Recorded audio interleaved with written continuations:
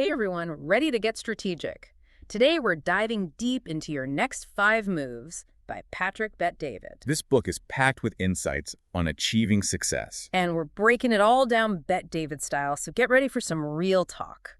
What's interesting about Bet-David's approach is how he uses chess as a metaphor for business. Oh yeah, I noticed that too. He argues that to succeed, you got to think like a grandmaster. Planning your moves in advance. Exactly. Anticipating your competition's next steps, always thinking ahead. Like a game of chess. Exactly. And he brings up Elon Musk as a prime example. Makes sense, Musk is always ahead of the curve. His brother even said that Musk can think 12 moves ahead, like a chess grandmaster. Wow. So it's not enough to react to what's happening now. Gotta shape the future. Right, and Bet-David says that this forward thinking was key to his own journey. From salesman to CEO. And that's what we're breaking down today, his framework for thinking 5 moves ahead. Okay, so where do we start with this whole 5 moves ahead thing? What's the first move? Well, the first move is self-awareness. Got to uncover your deepest desire, your driving force. It's like before you even think about strategy, you gotta figure out your why. Exactly. Bet-David believes understanding your motivations is the foundation of any successful plan. He even shares a personal story about being denied a promotion. And how that experience fueled his fire to achieve even greater success. I feel like a lot of successful people have those stories, like some turning point where pain or rejection just motivated them. You're right. Bet-David talks about Elon Musk having a difficult relationship with his father, and Barbara Corcoran believing hardship can be an asset for entrepreneurs. It's like they use that negative energy to propel themselves forward. Right. And it can shape our resilience and ambition. Definitely something to be said about turning challenges into opportunities. Absolutely. And Bet-David takes it a step further with this idea of future truth. Future truth? That sounds interesting. He suggests living in the present as if your desired future is already happening. Like embodying that future self. Yeah. Right, like a painter visualizing the final artwork before even picking up a brush. So you don't just visualize it, you start living it now. Exactly. It's about having that clear image of what you want to achieve and acting as if it's already reality. He also mentions a story about his high school guidance counselor. Oh yeah, the one who basically wrote him off. Bet-David used that as fuel to prove him wrong. Powerful stuff. So the key takeaway here is that you can use negativity as motivation. Whether it's rejection or doubt, it's about shifting your perspective and seeing those challenges as stepping stones. That's powerful. And Bet-David has a tool to help with this self-reflection process. Okay, tell me more. It's called the personal identity audit. What's that? It's a series of questions designed to make you examine your beliefs, values, and aspirations. So it helps you peel back the layers and figure out what truly drives you. Exactly. It's all about gaining that self-awareness that Bet-David sees as crucial for success. Now, let's say you figured out your why, but being a solo entrepreneur isn't for you. What about those of us who thrive within a company? Bet-David has a term for that. Entrepreneurship. Entrepreneurship. It's about applying that entrepreneurial spirit and drive, but within an existing company. So not starting from scratch, but still innovating and leading new initiatives. Exactly. And he uses Steve Jobs as an example. After founding other companies, Jobs went back to Apple. And negotiated a great deal for himself. That's thinking ahead. Bet-David outlines 5 key qualities of a successful entrepreneur. What are they? You have to think and work like an entrepreneur, have that sense of urgency, constantly innovate. And be protective of the company's brand. As if it were your own. Having that ownership mentality. Right. And he shares his own experience with a company that stifled innovation, which made him leave. So finding the right environment is important too. Absolutely. A company culture that embraces entrepreneurship and allows you to contribute your unique skills. And speaking of unique skills, Bet-David talks a lot about finding your niche. Leveraging your advantages. He uses the example of the insurance industry and how he capitalized on the shift to online marketing.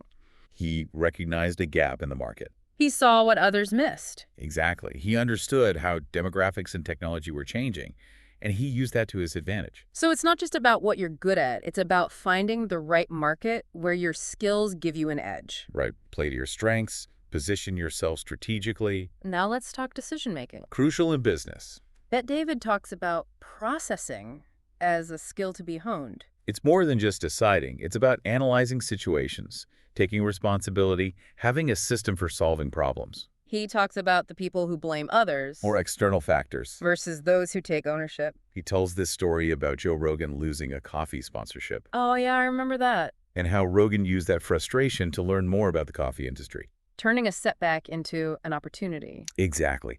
And he highlights 3 ways people deal with issues: blaming others, escaping, or taking responsibility and processing it. Taking responsibility is the most effective. Right. And it starts with using I statements when analyzing problems. It's a subtle shift in language. But it signifies ownership and accountability. Changing your mindset, taking control. And that leads to another crucial aspect: building the right team. Teamwork makes the dream work. Bet David debunks the myth of the solopreneur. You can achieve more with a strong team. He has this concept he calls a benefits program.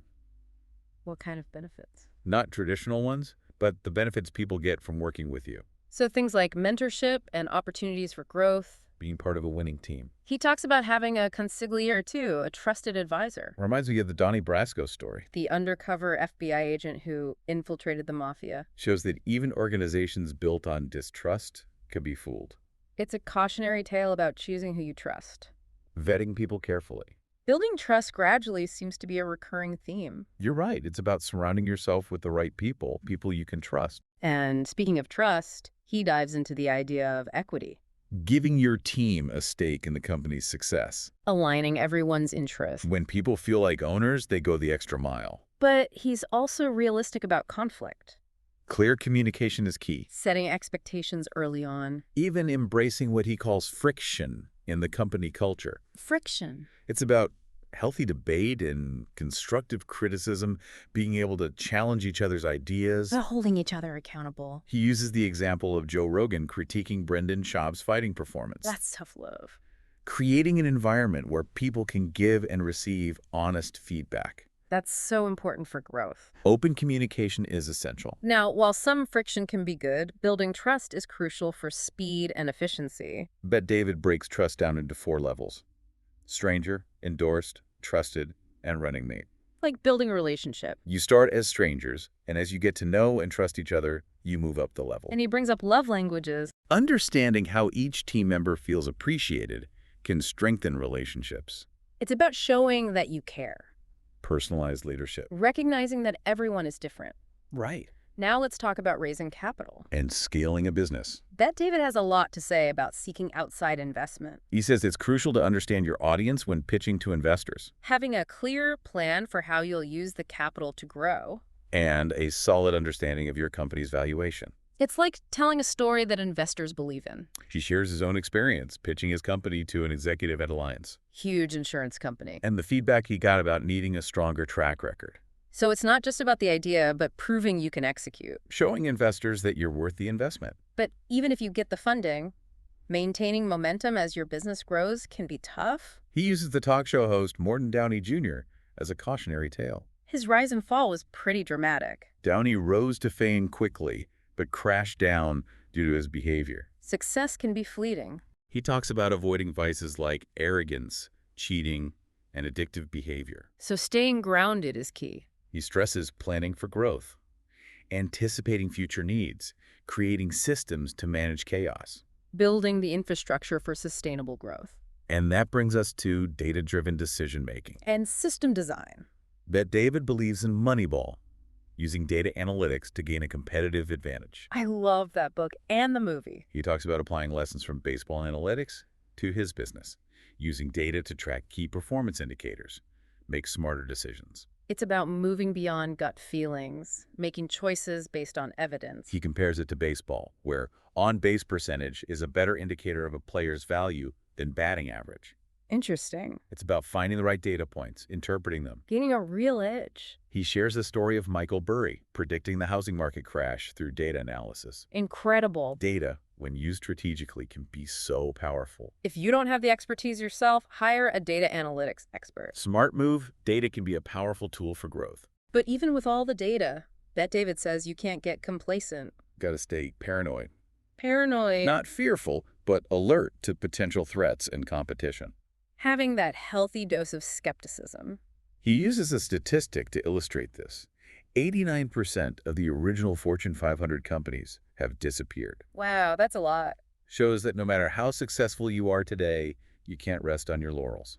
It's a constantly evolving world. Gotta keep adapting to stay relevant. Complacency can be deadly. He talks about the need for urgency, constantly evolving, innovating. So true. That's why it's so important to stay ahead of the curve, never stop pushing yourself. And that leads us to power plays, And controlling the narrative. especially in the age of social media. He talks about identifying the Goliath in your industry, A competitor, but challenging situation. even a person, He outlines 12 ways to beat Goliath, like David in the David and Goliath story, but going in with a strategy. not just a slingshot. He emphasizes actively shaping your public image. Using self-promotion. In the world of social media, you have to control the narrative around your brand. Make sure your message resonates. And that's where preparing like a mobster for meetings and negotiations comes in. Preparing like a mobster. What does that even mean? It means being incredibly prepared. Like a mobster planning a heist. Exactly.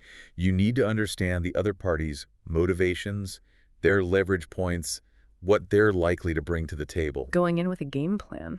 He tells a story about Michael Francesi meeting with a mob boss. Oh, wow. High stakes. Even under pressure, Francesi stayed calm, respectful, focused on solutions. So not intimidating or aggressive, but strategic. Exactly, navigating those power dynamics. That David relates his experience negotiating with a large insurance carrier. He figured out what they were afraid of, greedy for, and needed to save face. And used that information strategically. Understanding the psychology of negotiation. It's like playing the game, but ethically and strategically. Absolutely. And one more important piece. Genuine conviction. Okay, tell me more. He tells a story from Zig Ziglar about a salesperson who struggled until he started using the product himself, And then his sales took off? once he truly believed in it. That's what Bet David calls the transference of feeling. When you genuinely believe in what you're selling, it shows. It's about authenticity and passion. True salesmanship and negotiation aren't about tricks or manipulation. It's about connecting with people. Authenticity is powerful. It makes you think about the leaders and influencers who really stand out. The ones who have a strong sense of purpose. They believe in their message. Now, getting back to negotiation, Bet David also dives into the concept of leverage. Leverage. Interesting. He believes whoever has more leverage in a negotiation should come out on top. But it's not always obvious who that is. He uses the analogy of shearing a sheep versus skinning it. Okay, I'm listening. If you push too hard and try to take everything, you might win in the short term, but you ruin any chance of future collaboration. So it's about finding a balance. He shares a story about a negotiation where he held back some information on purpose. To maintain his leverage. It's about being strategic, knowing when to hold your cards. And when to play them. He also talks about negotiating with people who are, let's say, a little off. Off. In a good way. Exactly. The kind of people who are driven, ambitious, maybe a little eccentric. I think I know the type. He recommends reading books like The Hypomanic Edge and A First-Rate Madness. To understand how these individuals think differently. They often have unique perspectives. So it's about recognizing that not everyone operates from the same playbook. Adapting your style to different personalities. He also tells a story about an employee whose ideas kept getting shot down. By his boss. And it turned out the boss was taking credit for them. Classic office politics. Being aware of those power dynamics. Knowing how to navigate them. You have to protect yourself and your ideas. He stresses the importance of knowing how to deal with these types of people. Because we'll encounter them on the path to success. Exactly. Welcome back. Last time we were talking about preparing like a mobster for meetings. Yeah, it's about thinking strategically, not just winging it. Being thoughtful and deliberate. Bet David also emphasizes the psychology of negotiation, understanding the people you're dealing with. You got to figure out their fears, their greed, even their desire to save face. He gave that example of his negotiation with the insurance carrier. He strategically addressed all those elements to reach a deal. Seeing it from their perspective, figuring out their motivations. And he also talks about genuine conviction, especially in sales. Oh, yeah, that's important. He tells a story from Zig Ziglar about a salesperson who struggled. Until he started using the product himself. And truly believed in it. His sales took off. Once he had that conviction. Bet David calls it transference of feeling. When you genuinely believe in what you're selling, it shows. It's about authenticity, passion. Not tricks or manipulation. It makes you think about those magnetic leaders and influencers. The ones who really resonate.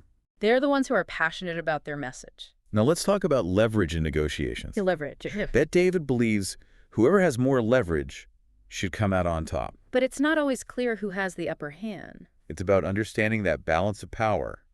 Who needs what more? Right. I see. He uses this analogy of shearing a sheep versus skinning it. Interesting If analogy. you're too aggressive, try to take everything, you might win now, but you destroy future collaboration. Finding that sweet spot, advocating for yourself, but keeping the door open He actually shares a story about a negotiation where he held back information on purpose. to maintain leverage, Strategic move. knowing when to hold your cards, when to reveal them. Timing is key. He also talks about negotiating with people who think differently, outside the box. People who are driven, ambitious. A little unconventional. I know the type. He recommends books like The Hypomanic Edge Yeah. and A First-Rate Madness. To understand how these individuals think. They have unique perspectives, approaches, So adapting your style to different personalities. understanding their motivations He tells a story about an employee whose ideas kept getting rejected. by the boss. Yeah, and it turned out the boss was taking credit for them. Classic office politics. It's about being aware of those power dynamics. Knowing how to navigate them. Protecting yourself, your ideas. You're going to encounter these types of people. So we need to know how to deal with them. Bet David shifts gears a bit, emphasizing humility and service. When it comes to power. He tells a story about attending a birthday party for this well-connected guy, Eli. Okay. Instead of networking, promoting himself, Bet David focused on helping, even washing dishes. Wow. Years later, that act of service led to a big business opportunity. Karma, huh? It highlights how kindness and generosity can come back to you. Even when you're not expecting anything in return. Exactly. Bet David stresses that building relationships is about giving value first. Not expecting anything right away. He compares it to asking someone to sleep with you on the first date. Bold analogy. If you lead with what you want, you won't build trust. Makes sense. It's about approaching relationships with a giving spirit. Shifting the focus from taking to giving. Stronger, more sustainable relationships. He also talks about mentors, those who can guide and support you. He breaks down mentorship into 3 levels of expertise: theory, witness, and application. 3 levels. Find mentors who haven't just studied success, but lived it. Those who've walked the walk. They can offer real-world insights, practical advice. Learning from experience. And he stresses staying humble, open to learning. Even when you've achieved some success. He uses the example of Steve Kerr, NBA coach. Oh, yeah, I know him. Kerr took an assistant coaching position under Greg Popovich, Another great coach. just for the opportunity to learn. There's always something new to learn. True leaders are lifelong learners. That humility, willingness to learn. Essential for growth. Bet David also talks about leadership, guiding your team members. Effective leadership starts with understanding what motivates each person, Their strengths, weaknesses, goals, fears. seeing them as individuals. Not just cogs in the machine. He uses the example of Andrew Bynum, the basketball player. Talented, but had some issues. Bynum sabotaged his own career, lacked respect, refused coaching. Talent isn't everything. Humility, hard work, coachability are crucial. It's a cautionary tale. Leadership isn't about fixing people or molding them into your image.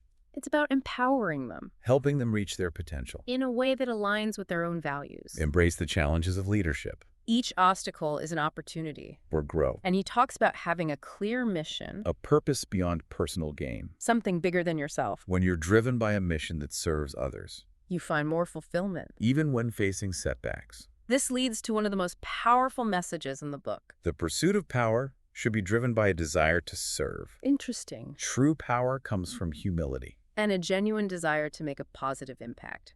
Using your influence to uplift others. Contributing to something larger than yourself. The journey to success is rarely easy. But the rewards are worth it. It's about perseverance, dedication. Relentless pursuit of your goals. That's inspiring. And on that note, we'll wrap up this part of our deep dive. We've covered a lot. And then the next and final part, we'll recap the key takeaways. And challenge you to apply these principles to your own life. We'll see you back here soon. Welcome back. It's time to wrap up our deep dive into Your Next 5 Moves by Patrick Bet David. We've covered a ton, from self-awareness to team building to power plays.